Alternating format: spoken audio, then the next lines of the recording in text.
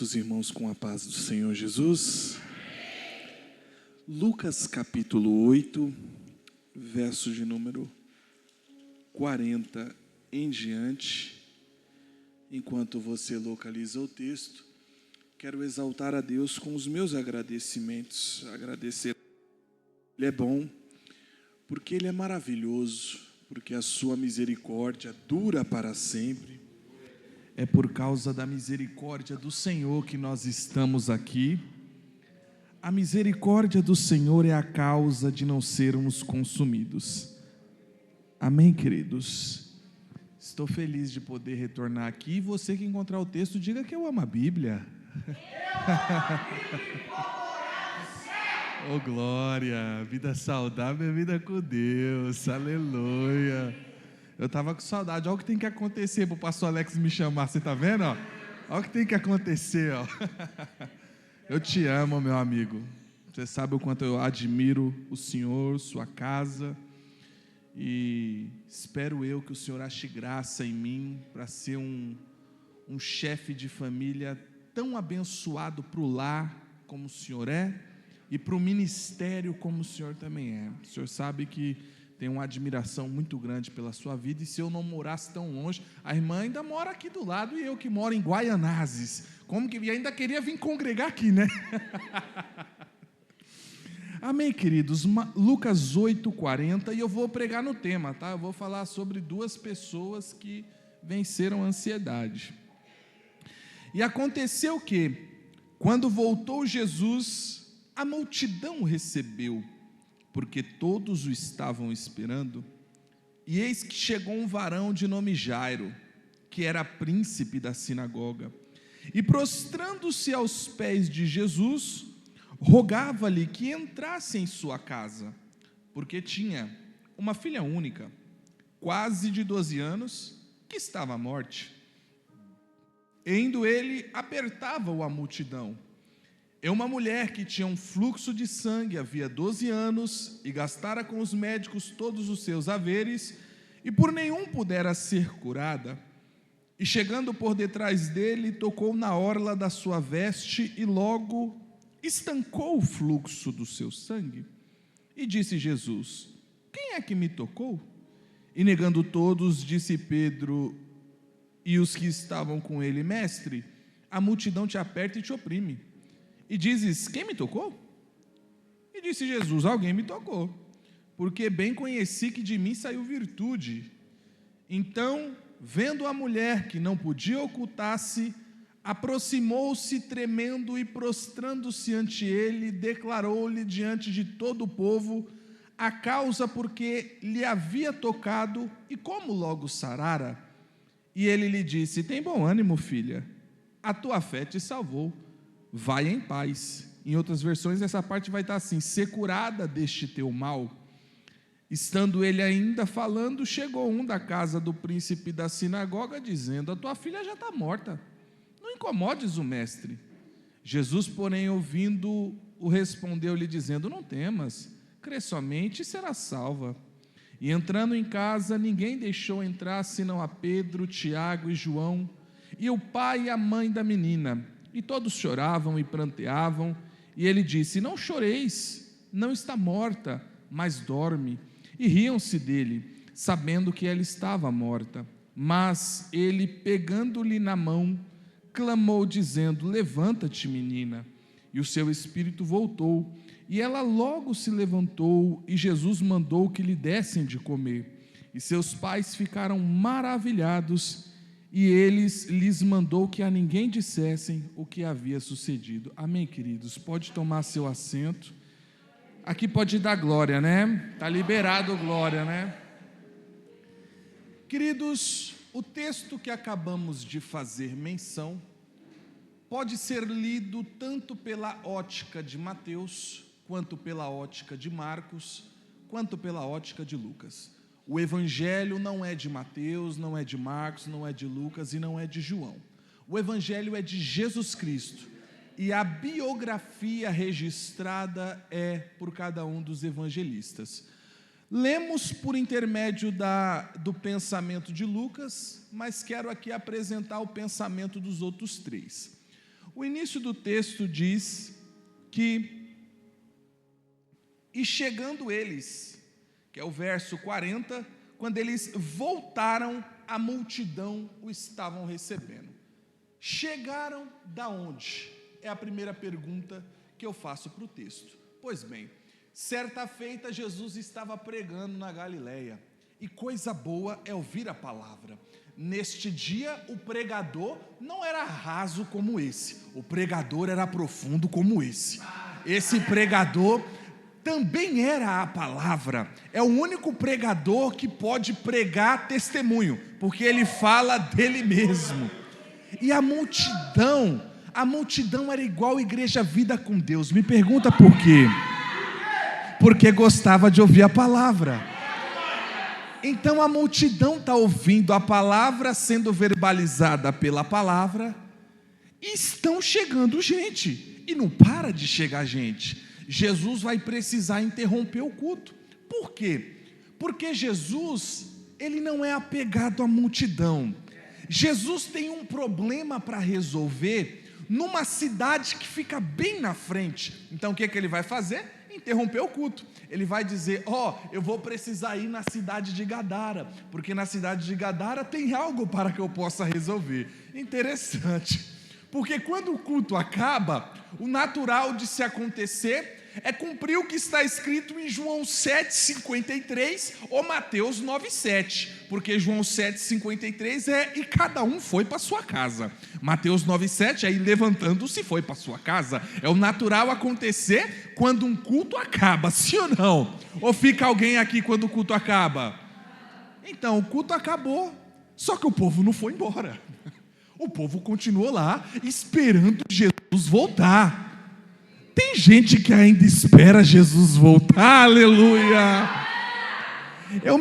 Me chama a atenção que o fato de Jesus não ser apegado à multidão é porque Jesus está deixando uma multidão que está amando ouvir ele pregar para ir atrás de 2 vidas. Espera aí. Então quer dizer que Jesus não é movido a engajamento? Não. Por quê? Porque uma vida para Jesus tem grande importância.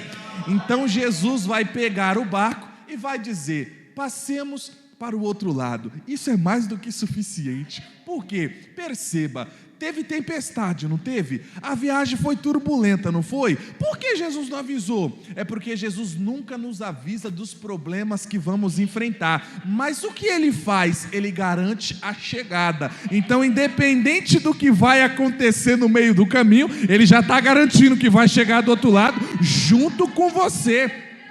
Porque quando ele fala: passemos para o outro lado, ele não está dizendo que ele vai sozinho, ele está dizendo que vai chegar lá com você, independente da turbulência que ocorre no meio. Por que ele não avisa da turbulência? Porque senão você não vai. O barulho da chuva te assusta, e para não te assustar, ele já garante: daqui a pouco nós já estamos do outro lado. E por que a viagem tem ventos contrários? Porque a viagem é para a cidade de Gadara. E toda vez que nós vamos para a cidade de Gadara para ganhar uma vida para Jesus, nunca vai ter facilidades. O que é que nós vamos enfrentar? Ventos contrários. Mas, Michael, eles são a escória da sociedade. Ninguém quer saber deles. Prisões não prendem, grilhões não prendem, eles andam nu. Como assim essa vida importa para Deus? Importa, oh glória. Importa tanto que ele enfrenta o que for para chegar nessa terra onde essa pessoa é desprezada pela família, pelos amigos, pela sociedade, e Jesus ainda tem a audácia de ir até ele, dar um banho de graça e transformar num missionário de 10 cidades. É só Jesus que faz um negócio desse. Por que ventos contrários e tempestades? Porque os melhores obreiros não estão nos palácios da Galileia. Eles estão na onde? Nos sepulcros de Gadara. Você pode ver que os melhores pregadores, os melhores obreiros, não era gente de elite, era gente que dava trabalho lá fora, era gente que outrora estava na biqueira, estava no risca-faca, no ralabucho, na esquina do Tonho, no bar do Bigode. Eu passei ali para mim poder vir para cá. Eu sei que dali Deus vai retirar alguém para poder servir no ministério. E por que Jesus sai da Galileia para ir para Gadara, porque o sal só tem efeito se ele sair do saleiro. Se o sal permanecer no saleiro, vai estragar. O Spurgeon, certa feita, disse assim que nós não somos o caramelo deste mundo, nós somos o sal. Por quê? Porque o povo não vai ter gosto de nos engolir, vai querer botar para fora. Você pode ver que toda comida, você pode caprichar nos temperos que for, você pode usar ali um açafrão, você pode usar ali uma páprica. Eu gosto muito de páprica defumada. Quando você me convidar para comer na sua casa, ó, já sabe aquele tempero. Eu gosto muito de coentro, mas o que de fato dita o gosto, dita o ritmo, é o sal. Por quê? Porque você é o sal, independente do ambiente que você estiver, quem dita o ritmo é você, no trabalho, na sua casa, na faculdade, porque você é o sal, e não importa o tempero que está ao seu lado, quem dita o gosto é você, aleluia. Jesus está saindo do saleiro, Galileia, para salgar aonde? Em Gadara. Quando chega em Gadara, é ele pisar o pé em Gadara, o gadareno já chega confessando os pecados. Porque vieste nos atormentar antes do tempo? Não nos lance no abismo. Olha o medo do demônio. O demônio já está deixando registrado que ele tem medo de um lugar. Que lugar é esse? O abismo. E quem é eu e você na terra? Somos polícia federal do céu. Por quê? Porque o demônio é como trombadinha. Ele tem medo de ir para uma cadeia eterna chamada abismo. Então ele não vai querer ver nem eu nem você. Ele não vai querer se manifestar perto de mim e de você, porque se ele manifestar, você já fala, em nome de Jesus, vai para o abismo agora. Ele tem que ir. Por quê? Porque está ilegalmente na terra, não pode atuar de forma legalizada na terra. Aí chega você, grandão da Galileia, e manda lá para as cadeias eternas. Já chegam com medo quando Jesus chega. Quando Jesus chega, os demônios pedem para ir para os porcos. Quando eles vão para os porcos vão cair. É uma mensagem subliminar esse negócio de porco cair, mas deixa para lá, deixa para lá. Jesus resolve o problema dos gadarenos. Quando Jesus resolve o problema dos gadarenos, chega no versículo 37 do capítulo 8, algo me surpreende. Por quê? Porque o Jesus amado pelas multidões, que vai atrás de uma vida só, vai ser expulso dessa cidade, porque resolveu o problema deles. E por que estão com tanta raiva de Jesus assim? É porque o coração deles estão nos porcos. Vou repetir, o coração deles estão na lavagem. E quem tem a síndrome de porco perde a presença do Salvador. E o que seria a síndrome de porco, Maico? Tudo aquilo que me tira a atenção de viver uma vida devocional com Deus todos os dias. Pode ser o Big Brother, pode ser o reality show, pode ser o jogo, pode ser o que for, pode ser o celular. Tudo aquilo que me impede de desfrutar de um relacionamento com Deus é a síndrome do porco que eu estou carregando. Os gadarenos têm a síndrome de porco. Por conta disso, comércio de porco acaba. Jesus sai de lá no 37 e no 40 volta para Galileia. E quando ele volta para Galileia, você lembra que tinha uma multidão esperando ele voltar? Pois é, a multidão se alegra, porque agora Jesus vai dar continuidade no sermão que havia parado. Jesus acabou de voltar. Maranata, Senhor, o Senhor é bem-vindo, pode voltar, pode nos levar, aleluia. Oh glória! Dito essa introdução, Jesus está pregando. E nessa que Jesus está pregando, o texto nos apresenta um personagem. Seu nome é Jairo. De acordo com o relato de Mateus, no capítulo 9, no verso 18, ele é chefe da sinagoga. De acordo com o registro de Marcos, capítulo 5, verso 22, ele é um dos principais da sinagoga. E de acordo com o relato de Lucas 9:41, acho que é isso, 9:41, ele é príncipe da sinagoga. Então ele é chefe, um dos principais, e ele é príncipe. Jairo é alguém grande, Jairo não é qualquer um. O texto diz que esse Jairo, ele tem 3 problemas dentro de sua casa. Mas antes de falar dos problemas de Jairo, preste bem atenção. O culto está gostoso, o culto está maravilhoso, o culto está tão bom que está chegando até o doutor Jairo. Numa linguagem de igreja, o Jairo é como se fosse um pastor setorial. é alguém que, imagina que o templo de Zorobabel, que havia sido enfeitado por Herodes, ele é a igreja sede, imagina nessa linguagem. As sinagogas são as congregações. E quem é o pastor setorial? É o pastor responsável por diversas congregações de determinado setor. O Jairo é alguém dessa patente. Quando o Jairo aparece no culto, as pessoas podem pensar duas coisas. A primeira, esse culto está tão forte, mas tão forte, que até o doutor Jairo veio cultuar. A segunda, mais um que veio para apedrejar. Então o povo não sabe qual que é a reação do doutor Jairo. O doutor Jairo chega, passa pela multidão, com licença aqui, com licença colar, com licença aqui, com licença colar. E quando chega diante do mestre, o cara que é grandão lá fora, a única coisa que ele fala é o quê, Mike? Nada. Porque na frente de Jesus ele não fala nada. A única coisa que ele faz é isso aqui, ó. Por quê?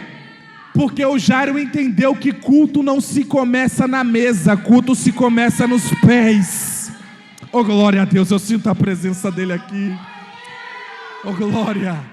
E por que o Jairo faz isso, Michael? Porque o Jairo tem 3 problemas. E os 3 problemas estão dentro da casa de Jairo. O que ele tem de problema? Ele tem uma filha única.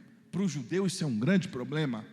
O outro problema que ele tem é que ela tem quase 12 anos. Só quem é pai de adolescente sabe o problema que é. É ou não é, mestre? E o terceiro problema é que ela está à beira da morte. 3 problemas, e os 3 problemas estão aonde? Dentro de sua casa. Por que só ter uma única filha era um problema? Porque para o judeu é cultural ter muitos filhos. Porque se ele tem muitos filhos, ainda que ele morre, ele permanece, o nome dele permanece vivo no meio das gerações. Mas se não tem linhagem, o ideal é ter pelo menos um filho homem. Lembra da oração de Ana? Senhor, me dá um filho, mas que esse seja um varão. Pois é, o que Jairo tem não é uma multidão de filhos igual Jacó, e não tem um único filho sendo homem, é uma única filha e sendo mulher. O judeu começa a sua oração diária dizendo: agradeço a Deus, porque não sou samaritano e porque não sou mulher. O judeu é preconceituoso, só que o que o Jairo tem é uma única filha, e essa única filha é uma mulher. Só que Jairo me chama a atenção, me pergunta por quê? Porque Jairo não desiste daquilo que é único na sua vida.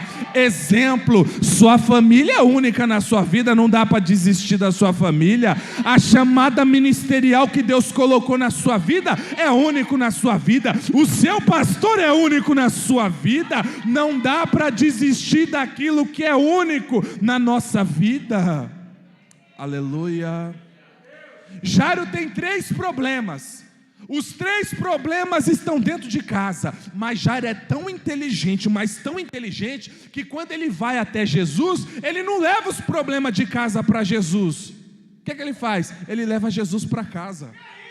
Porque não é interessante levar os problemas de casa para a igreja, porque se você trouxer o problema de casa para a igreja, eu sei que o que eu vou contar aqui não acontece aqui, só acontece lá em Guaianazes, no Jardim Aurora, aonde eu moro. Porque se você traz um problema para a igreja, aí você vai contar para aquele irmão, para o irmão orar em relação ao problema que você está passando. Esse irmão vai contar para outro irmão, para ele também orar, né? Porque tem que orar pelo problema do irmão. Aí o outro irmão vai contar para o outro. Daqui a pouco chegou no pastor, todo mundo está sabendo do problema do irmão. Aí o irmão vai falar assim: não quero mais saber dessa igreja de fofoqueiro. Também quem foi o primeiro a contar? Ele. Por quê? Não foi inteligente como Jairo. Ao invés de levar Jesus para casa, preferiu trazer os problemas de casa para onde Jesus está. Oh, glória! Vocês estão comigo ainda? Aleluia! E como que o Jairo chega desse jeito assim, sem mais nem menos, se prostrando diante de Jesus? É porque o Jairo carrega alguns segredos. Jairo não é alguém que está chegando de paraquedas e está chegando agora. Ele já conhece Jesus de outros lugares. Você quer ver?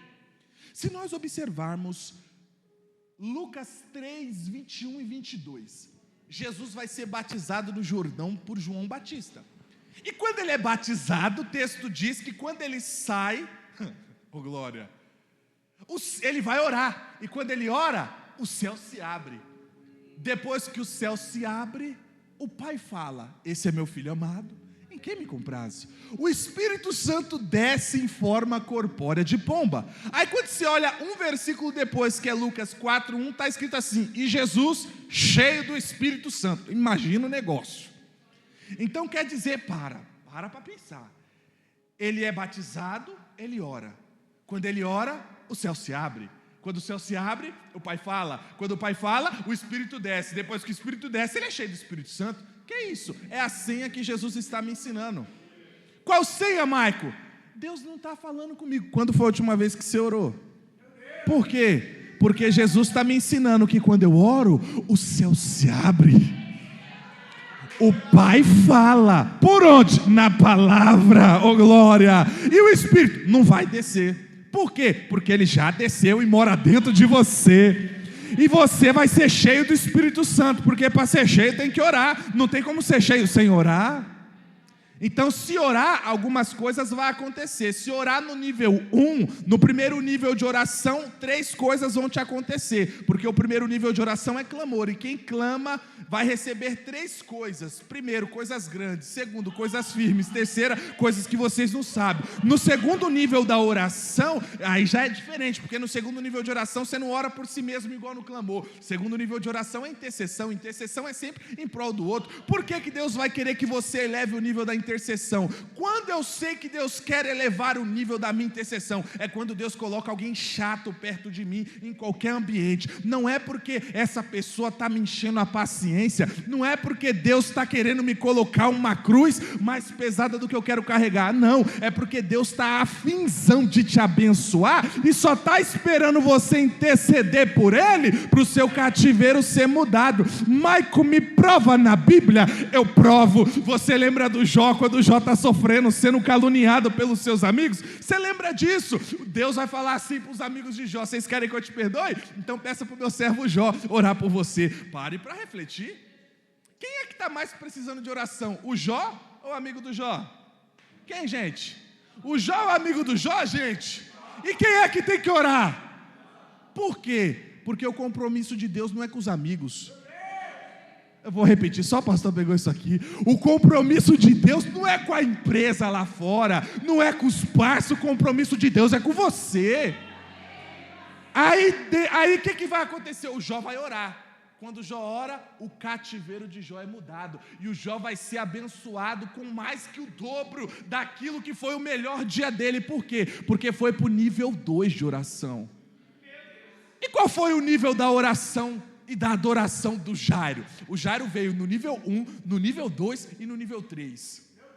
Como assim, Maico? Porque no nível 1 é clamor, no nível 2 é intercessão, e no nível 3 é rogar. E o que é rogar? Rogar é uma súplica apaixonada. Rogar é quando eu sei que a resposta é não, mas eu vou pedir mesmo assim, porque vai que ele muda de ideia, né? Isso é rogar. O Jairo carrega segredo. Você lembra que lá atrás, quando no batismo de Jesus acabou de ser batizado, orou, o céu se abriu, o Espírito desceu, foi cheio do Espírito Santo. Depois que Jesus é cheio do Espírito Santo, para onde que ele vai? Agendas abertas? Não. Congresso? Também não. Ele vai ser provado agora no deserto. E quando Jesus é provado no deserto, como Jesus é alguém que ora e está cheio do Espírito Santo, Jesus vai vencer Satanás no campo dele. Interessante, porque depois que Jesus vence Satanás no campo dele, aí é Lucas 4,14. E Jesus no poder do Espírito Santo. Quando chega no Lucas 4,14, um versículo depois, Jesus vai pregar onde? Numa sinagoga. Você lembra quem era o Jairo? Chefe da sinagoga, príncipe da sinagoga, um dos principais da sinagoga. Jesus vai pregar, e imagina o culto, porque no culto quem é o dirigente? É o doutor Jairo. E o doutor Jairo, dirigindo o culto, ele quer dar uma oportunidade, e ele chama, igual eu estou vendo o Gabriel ali, e fala assim para o Emanuel: Emanuel, vem cá trazer uma palavra aqui, Emanuel. Aí Jesus sai do lugar aí e vem para o altar. E quando Jesus vem para o altar, vou utilizar essa linguagem, ele fala assim: traga-me o pergaminho de Isaías. Ele abre no Isaías 61 e vai ler: o Espírito do Senhor Jeová está sobre mim, pois que me ungiu. E vai dar continuidade no texto. Quando ele termina de dar continuidade no texto, vamos dizer assim que no púlpito da sinagoga tinha 2 cadeiras. Uma cadeira é do Jairo, do dirigente da sinagoga, e a outra cadeira é de quem? A outra cadeira é do Messias. Jesus termina de pregar e ao invés de ir para o lugar dele lá, ele veio para o lugar dele aqui. Quando Jesus veio para o lugar dele aqui, escandaliza o povo. O que o povo vai fazer? Vai pegar pedra para atacar em Jesus. Toma cuidado em quem você ataca a pedra. Amanhã você pode precisar dele. Toma cuidado. Oh, glória. Então no Lucas 4, Jesus pregou, e quando Jesus termina de pregar, ele vai sair da sinagoga e sair daquele jeito para não ser apedrejado. Mas ele lembra, pegaram pedra para atacar em mim. Quando sai do culto na sinagoga, chega no culto, e esse culto é maravilhoso. Qual é o culto? É Lucas 4,38, é o culto na casa da sogra de Pedro. E o culto na casa da sogra de Pedro é maravilhoso, porque a sogra do Pedrão vai ser curada. O Jairo já entendeu algumas coisas. Espera aí. Se eu convidar Jesus para ir na minha casa, ele vai? E quando chega dentro de casa, o texto diz que Jesus, tomando-a pela mão, curou a sogra de Pedro. Então o Jairo já está anotando outra coisa. Se ele estender as mãos, o milagre acontece. Se ele utilizar as mãos, a restauração vem. Quando estava no culto, o Jairo também anotou. O que você anotou aí, Jairo, da pregação do Emanuel? Bom, como ele pregou aqui Isaías 61, eu já anotei que ele é o Messias e que ele é ungido. Então já carrego 4 segredos dele. No Lucas 4, quando ele está pregando na sinagoga, o texto diz que as suas palavras tinham graça e verdade. Então eu já anoto o 5º segredo: as palavras dele têm graça e têm verdade. Aleluia. Você percebe que o Jairo cultuou lá no Lucas 4. O Jairo anotou, mas tudo que ele anotou naquele dia não serviu para ele. Pois é, tem coisa que você aprende no culto que não vai servir hoje para você, mas amanhã você vai precisar. Por quê? Porque todo culto carrega consigo o seu segredo, e todo culto nós temos que anotar os segredos que Deus nos revela. Por quê? Porque amanhã podemos precisar dele. Aleluia. O Jairo é alguém que está carregando esses segredos. Então quando o Jairo chega na frente de Jesus, se prostra, adora, roga, intercede, é porque o Jairo aprendeu a maneira correta de culto. Primeiro eu adoro, primeiro eu prostro, primeiro eu jogo a minha oração lá no 3º nível, e se ele me der a oportunidade, eu peço. E você pede o que, Jairo? Para ele ir na minha casa. Oh, glória. Ele não chegou pedindo, ele chegou se humilhando, ele chegou adorando. E quando ele chega diante do mestre, e o mestre pergunta para ele o que ele quer, ele vai falar: ô mestre, vamos lá em casa? E o texto diz que uma outra personagem vai aparecer. Mas antes de falar dessa outra personagem, o tema de vocês é vencendo a ansiedade. Quem aqui é pai ou mãe, levanta a mão. Quando seu filho está doente, você fica tranquilinho? Como fica o coração? Ansioso para o dia que ele vai ficar bem. Lembra que o Jairo só tem essa única filha. Jairo está mais que ansioso para que essa filha fique bem. Jairo está tão ansioso que está indo buscar até quem um dia ele pegou pedra para acertar. Por quê? Porque o coração ansioso é ruim, tira nosso sono. A palavra ansiedade vem do grego anshen, que significa sufocamento, esgotamento. É por isso que o apóstolo Pedro disse: lançai sobre ele todas as vossas ansiedades. Por quê? Porque ele tem cuidado de vós. Quando nós lançamos diante de Deus, é um ato de atirar e não ficar com uma parte nossa aqui, porque se nós formos querer lutar contra a ansiedade, nós vamos perder. Mas quando lançamos em Cristo toda a vossa ansiedade, oh glória, milagre chega. O texto me apresenta agora uma segunda personagem. Quem é essa outra personagem? É uma mulher. Qual é o nome dela? Não sei, o texto não diz que ela tem um nome. O texto dá um apelido para ela, e esse apelido é um apelido pejorativo, até porque chamar alguém de imundo não é nada educado. A mulher é chamada de a mulher que tinha o fluxo de sangue. Há quanto tempo? Há quase 12 anos. E essa mulher gastara com os médicos todos os seus haveres. Espera aí, a filha do Jairo tem quantos anos? Quase 12 anos. A mulher sofre há quanto tempo? Há 12 anos. Então quer dizer que quando a filha do Jairo nasceu, a mulher já estava sofrendo? Está pensando o quê? Que só você tem problema? As pessoas têm problemas maiores que os seus. Você não é o único a sofrer. Todo mundo está sujeito a sofrimento e sofrimentos maiores que os nossos. O texto diz que essa mulher gastara com os médicos todos os seus haveres. Se ela não tinha cura, por que estava indo em todas as consultas e pagando todas essas consultas? Porque enquanto você pode pagar, tem gente que vai andar com você, mas no dia que você não tiver mais dinheiro para custear isso, vai todo mundo embora. Vai todo mundo embora. Gastou com os médicos os haveres, acabou a grana. E agora? Ela está em casa.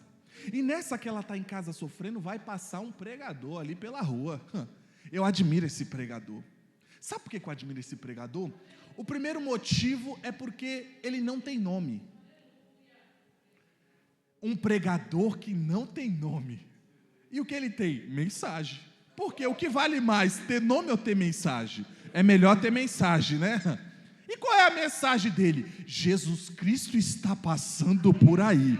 Então quer dizer que esse pregador não tem nome, tem uma mensagem, sua mensagem é sobre Cristo? É isso que eu valorizo. Não precisa o pregador ter nome, quem tem que ter nome é aquele que se apresenta no Antigo Testamento como o nome. Que nome? Erriera, xererriero. Eu sou o que sou, eu sou quem você precisa que eu seja, é o nome dele que importa, é o nome dele que está sobre todos os nomes.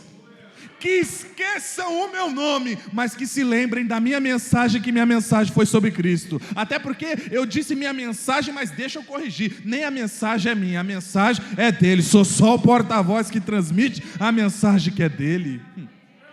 A mulher ouviu o pregador, e quando ela ouviu, vai gerar fé dentro dela. Por quê?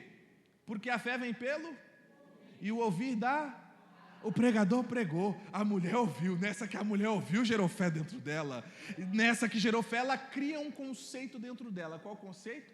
Se eu tão somente tocar na orla do manto dele, eu vou ser curada. Quem foi que disse isso? Foi Deus? Não. Foi o Espírito Santo? Também não. Foi o próprio Jesus? Também não. Isso é a consciência dela.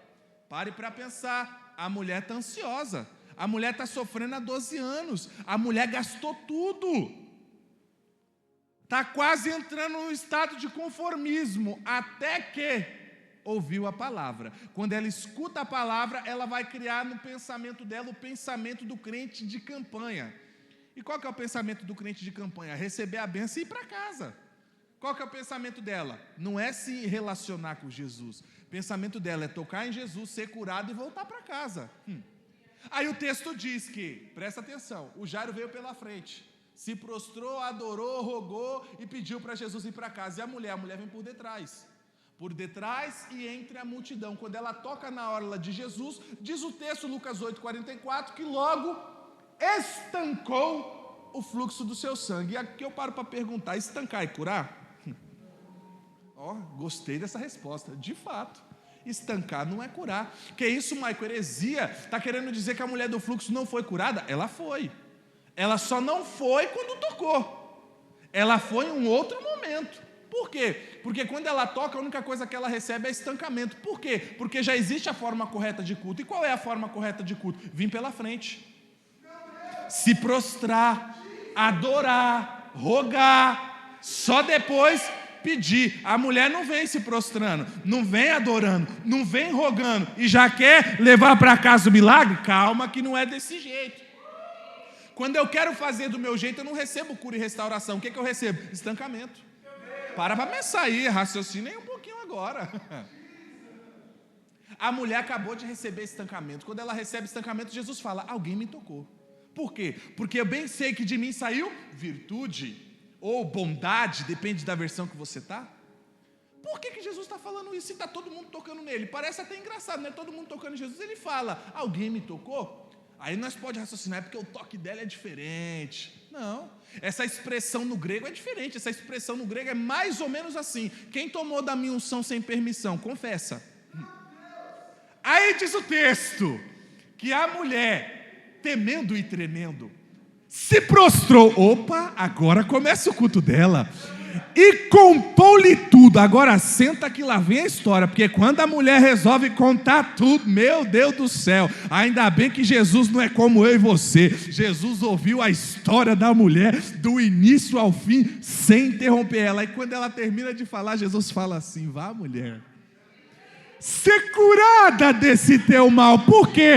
O que cura não é o toque, o que cura é a confissão. Enquanto eu não confessar minha fraqueza, enquanto eu não confessar meu pecado, não vai ter restauração. Mas aquele que confessa alcança a misericórdia, aquele que confessa prospera. Confesse hoje, aleluia. Dá um glória aí enquanto eu bebo água.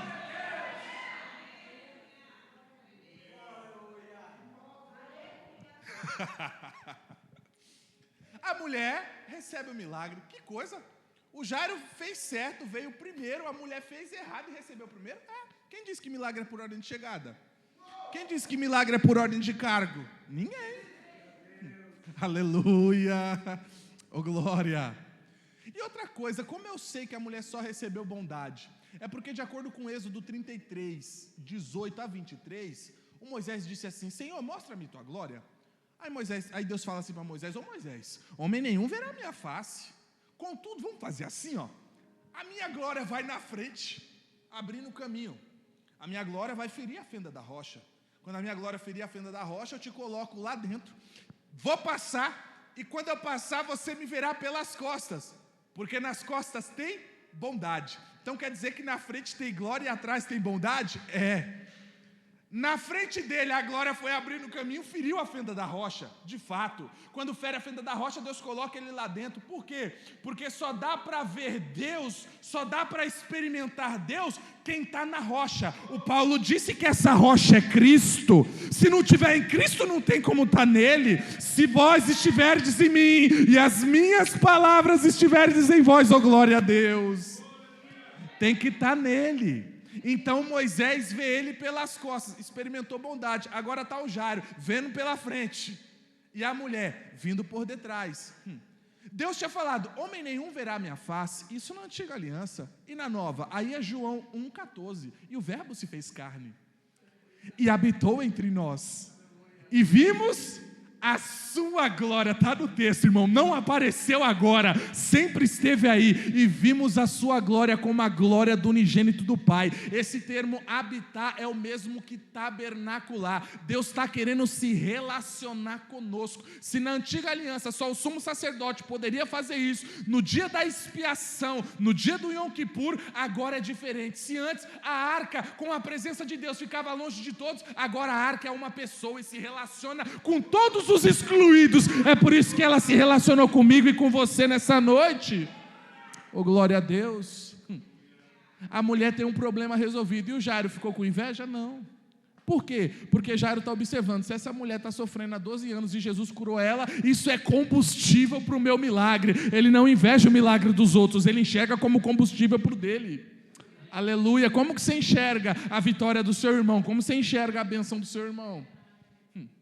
Aí é hora de ir para a casa do Jairo. Na hora de ir para a casa do Jairo, vai chegar um mensageiro de más notícias. E o que o mensageiro de má notícia vai falar?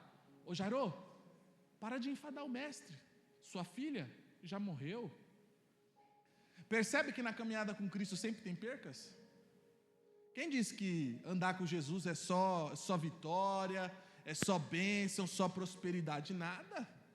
Andar com Jesus tem percas. Sim, mas se ele estiver indo para sua casa, pode ter restauração.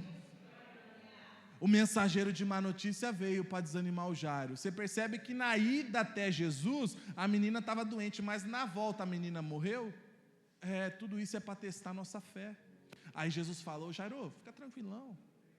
Crê somente, estou indo lá. Eu sou a vida está chegando lá. A morte não aguenta olhar para a minha cara que ela sai correndo. A morte não aguentou nem com Moisés, quem dirá comigo? Porque o Paulo disse aos Romanos no capítulo 5 que a morte reinou de Adão até Moisés. Se no Moisés ela já deu uma freada, imagina comigo, ela não se aguenta quando ela me vê. Eu tenho a chave da casa dela, sou eu que mando lá. Jesus chega na casa do Jairo. O que estão fazendo na casa do Jairo? Cortejo fúnebre. Na casa do Jairo tem carpideiro e flautista cantando e chorando acerca da morte da menina. Que coisa, estão fazendo cortejo fúnebre sem o pai da menina estar lá. Fizeram isso. E por que estão fazendo isso? Cantar e chorar é algo bonito, não é? Pois é, mas estão fazendo isso porque estão lucrando. E lucrando com o quê? Com a dor de alguém. Pois é, sempre tem gente assim que quer visitar nossa casa. Que tipo de gente que está interessada em lucrar com a minha e com a sua dor? Toma cuidado com quem visita a sua casa. Toma cuidado. Certa feita, Ezequias recebeu um babilônico lá em Israel. E quando ele recebe o babilônico, ele mostra todas as riquezas de Israel. Passa-se alguns anos, Nabucodonosor vai invadir no ano 603. E Nabucodonosor conhece todos os atalhos de Israel. Por quê? Porque um dia abriram a porta para um babilônico. Toma cuidado. Para quem você abre a porta da sua casa, pode ser um babilônico infiltrado, toma cuidado, pode ser uma carpideira e um flautista que até canta, até chora, mas está interessado em lucrar com a sua dor. Aí Jesus falou: Jairo, você quer que eu entre? Tire daí carpideira e flautista. O que Jesus está dizendo? Tire daí da sua casa, todo mundo que está lucrando com a sua dor, que no dia que você tirar eu entro. O que o Jairo fala? Eu tiro. O Jairo tira carpideiro e flautista, começam a ridicularizar o ato de Jairo e a presença de Jesus. Por quê? Porque até outrora o Jairo não servia Jesus, mas a partir do momento que serve, a família e quem está perto quer caçoar, infelizmente. Por quê? Porque não fazem ideia do poder daquele que está conosco. Aí Jesus fala assim, ó, só vai entrar comigo o pai da menina, a mãe da menina, eu, o Pedro, Tiago e João. Quantas pessoas? Por que 6? Porque 6 é o número do homem. O número do homem na Gemátria é o 6. Enquanto o homem está no poder, nada pode acontecer. Mas a gente está esquecendo que no quarto tinha a sétima. Quem? A menina completa 7. Só que na verdade o sétimo não é a menina, o sétimo é Jesus. E o 7 é o número da perfeição. E a perfeição está entrando no quarto. A perfeição é a vida, a perfeição é o pão, a perfeição é a água. E não vai sozinha. Quem ela leva? Ela leva Pedro, Tiago e João. Por quê? Porque Pedro representa a fé, Tiago esperança e João amor. Jesus nunca vai para sua casa sozinho, ele sempre leva fé, amor e esperança. Eu perguntei para Jesus: Senhor, que acepção é essa? Por que tem que ser Pedro, Tiago e João? Por que o Senhor não leva Judas, Tomé e Mateus? Aí eu imagino com a minha mente fértil. É porque Judas, Tomé e Mateus representariam traição, incredulidade e cobrança. Não dá para levar incredulidade, traição e cobrança para uma casa que já está sofrendo um luto. Eu chego lá para restaurar porque sou dono da vida, mas levo para essa casa fé, esperança e amor. Por que, Jesus, fé, esperança e amor? Porque fé, esperança e amor fala da salvação no corpo, na alma e no espírito. Por que, Senhor, fé, amor e esperança? Porque fé, amor e esperança está falando de salvação no passado, no presente e no futuro. Me explica esse negócio, Senhor, porque minha mente é muito limitada, eu não consigo acompanhar uma coisa dessa. Eu te explico, Maico, com didática, para você conseguir acompanhar, porque quando se trata de fé, a fé se remete ao passado, se remete à cruz. Foi há 2000 anos atrás que Cristo morreu por nós na cruz do meio. Então, quando falamos de fé, voltamos ao passado, no dia em que ele disse tetelestai, está consumado. A nossa fé está lá. Então no passado Jesus nos salvou aonde? No Espírito.